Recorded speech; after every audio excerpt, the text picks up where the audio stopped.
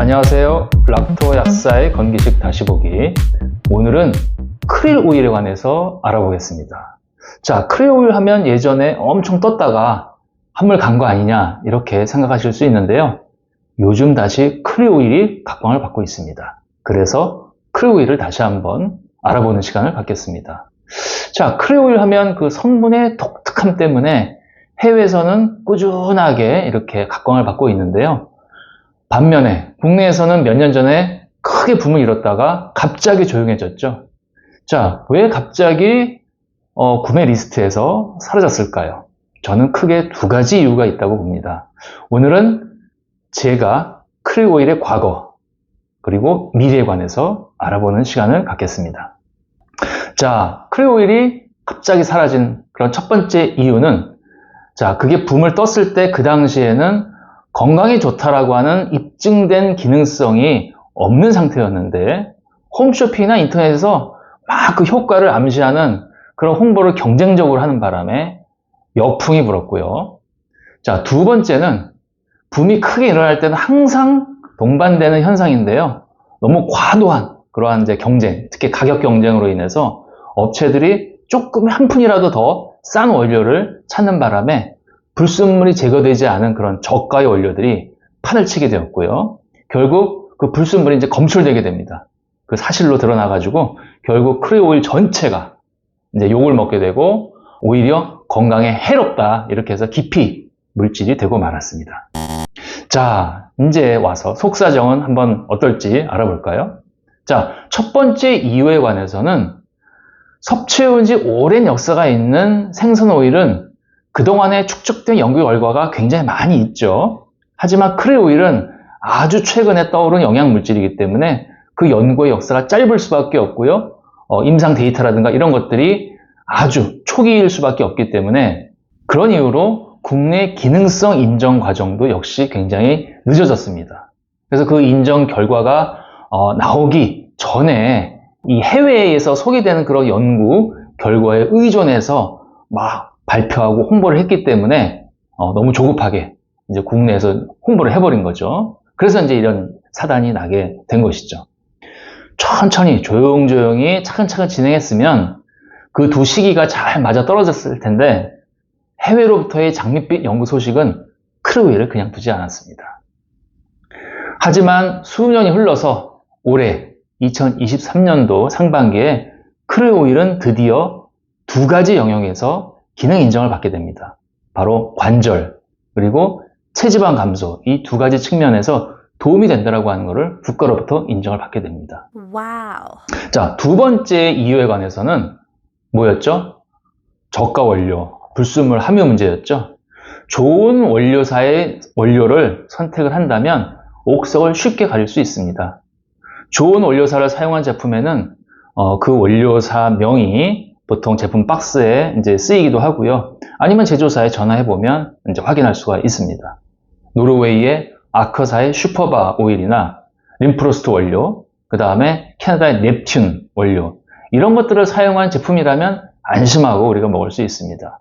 브랜드 이름을 걸고 원료를 만드는 업체니까요. 자, 말이 많았던 크릴 오일의 기능성이 드디어 올해 인정을 받았기 때문에 이 원료들을 사용한 제품들이 이제 출시되고 있습니다. 자, 그런데 어떤 제품들은 관절에 도움이 된다고 하고 또 어떤 크릴 오일 제품은 체지방 감소에 도움이 된다고 해요. 이 두 가지 영역은 크게 관련성도 없어 보이는데 도대체 크릴 오일은 어떤 물질이길래 이 두 가지 기능이 다 있는 것일까요? 이제 크릴 오일에 관해서 아주 쉽게 그리고 아주 정확하게 제가 짚어드리겠습니다.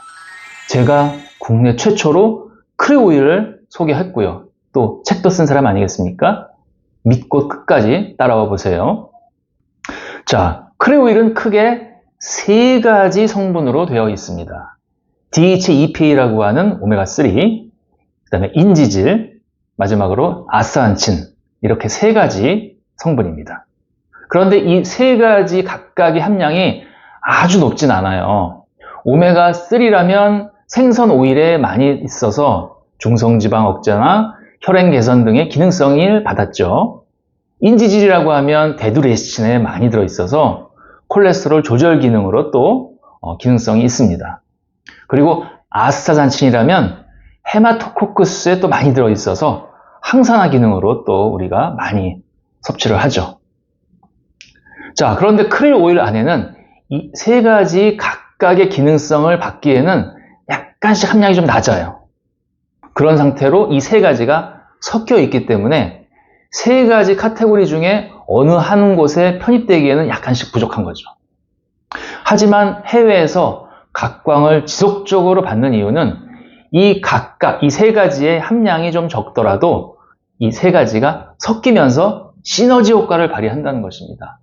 각각이 중요한 게 아니라 세 가지가 1 플러스 1이 2가 되는 게 아니라 1 플러스 1이 3이나 4가 된다는 것이죠. 그 결과 관절 보호와 체지방 감소라는 기능성이 뒤늦게 인정을 받게 된 것입니다. 자, 그러면 어떻게 시너지 효과가 일어나는지 한번 알아볼까요?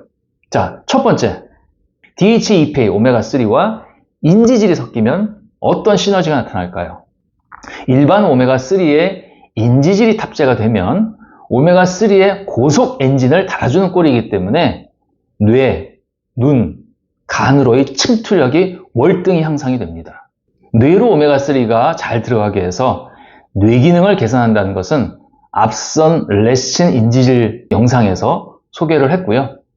간으로도 잘 스며들기 때문에 간에서 지방 생성을 차단하는 오메가3의 능력이 높아져서 비알코올성 지방간이나 대사증후군 개선 작용이 월등히 높아지고 결국 체지방 감소라고 하는 우리가 정말 원하던 그런 결과가 나오게 된 것입니다.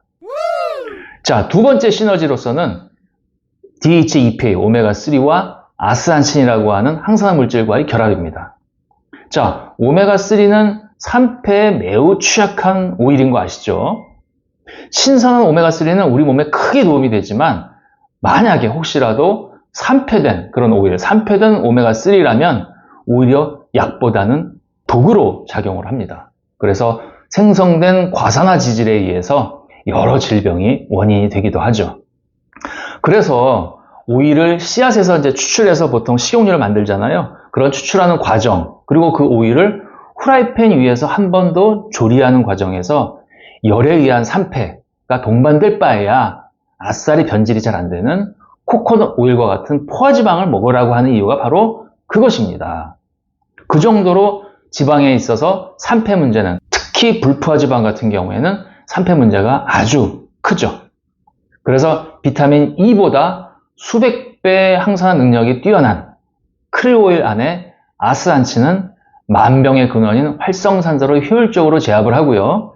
특히 소중한 필수지방산을 보호하는 그런 아주 큰 역할을 하게 됩니다. 크릴 오일은 일반 생선 오일에 비해서 붉은색을 띠고 있어요. 또 붉다 못해 거의 검붉은 색을 띠는 거죠.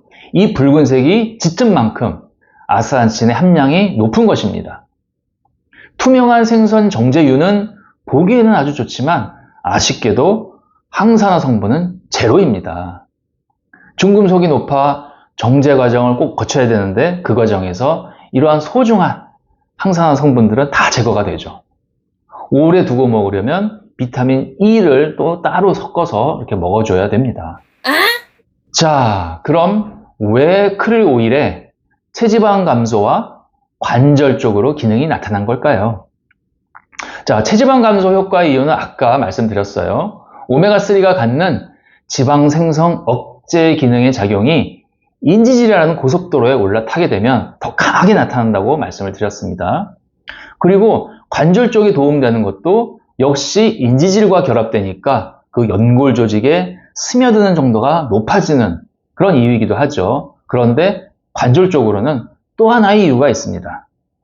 바로 DHA와 EPA의 비율입니다. 우리가 보통 오메가3 하면 EPA가 높냐, DHA가 높냐 이런 거 좀 따지시는 이제 분들도 있죠. 보통 생선 오일에는 EPA보다 DHA 함량이 더 높습니다. 지방 생성 억제 쪽으로, 그리고 눈이나 뇌의 구조 물질 쪽으로는 EPA보다는 DHA가 더 중요한 작용을 합니다. 생선 오일의 기능성인 중성지방, 건조한 눈, 뇌기능 이런 것들의 이유죠. 하지만 크릴 오일에는 특별하게도 DHA보다 EPA 함량이 더 높아요. 그래서 기존 생선 오일의 기능성만을 알고 계신 분들은 크릴 오일은 생선 오일보다 효과가 떨어질 것이다. 그래서 크릴 오일이 막 붐을 일다가 이제 꺼졌을 때 그러면 그렇지 라고 생각을 하셨을 것입니다. 하지만 EPA는 나름대로의 장점이 있는데요. 바로 염증 억제 효과입니다. 즉 통증을 제거하는 효과가 있다는 것이죠. 자, 초록잎 홍합 오일 들어보셨죠? 관절에 좋다라고 많이들 알고 계실 겁니다. 초록잎 홍합에도 오메가3가 들어있고 그게 주작용을 하는데요. 초록잎 홍합에는 EPA가 DHA보다 많이 들어있습니다. 뭐 당연한 결과겠죠. 통증 쪽이니까 DHA가 적고 EPA가 많은 것입니다. 그런데 실제로 초록홍합에는 EPA가 들어있는 게 아니라 EPA 전구물질인 ETA가 들어있어서 우리가 먹으면 그게 이제 EPA로 전환이 되는 것입니다. 자, 그런데 크릴 오일에는 전구체 형태가 아닌 EPA가 직접적으로 많이 들어있다고 하는 것이죠. 오메가3 중에서 통증, 염증 쪽으로는 초록잎 홍합과 크릴 오일은 같은 그룹이라고 볼 수가 있습니다. 자, 이제 한번 정리해 볼까요? 이제 왜 크릴 오일이 체지방 감소와 관절에 도움이 되는지 이해되셨을 것입니다. 오일 자체의 조성 차이도 있지만 인지질과의 결합이 가장 큰 이유고요. 아스타잔틴이라고 하는 항산화제가 그 오일의 퀄리티를 높여주고 있습니다. 자, 크릴 오일은 여기에 멈추지 않을 것이라는 생각이 들죠? 기능성 인정은 지금까지 두 가지 영역에 대해서 받았지만 오늘 알아본 대로 크릴 오일의 구성 성분과 각각의 그 시너지 작용을 우리가 봤을 때 뇌 인지력, 눈 건조증, 생리통, 그 다음에 운동 후에 근육통과 같은 그런 것들을 억제함으로써 운동 능력을 향상시키는 것, 대사증후군 측면 이런 쪽에서 기존의 오일 영양소와는 차별화된 것들을 보여준다고 우리가 알 수 있을 것입니다. 자, 청정지역 남극에서만 얻어지고 양식에서는 얻을 수 없는 크릴 오일. 소중한 만큼 그 기능 역시 놀라울 따름입니다. 가격은 조금 비싸지만 다 그만한 이유가 있다는 것이죠. 자, 락토 약사의 건기식 다시 보기는 건강기능식품 선택을 위한 현실적인 제안을 하고 있습니다. 채널 꼭 고정하세요.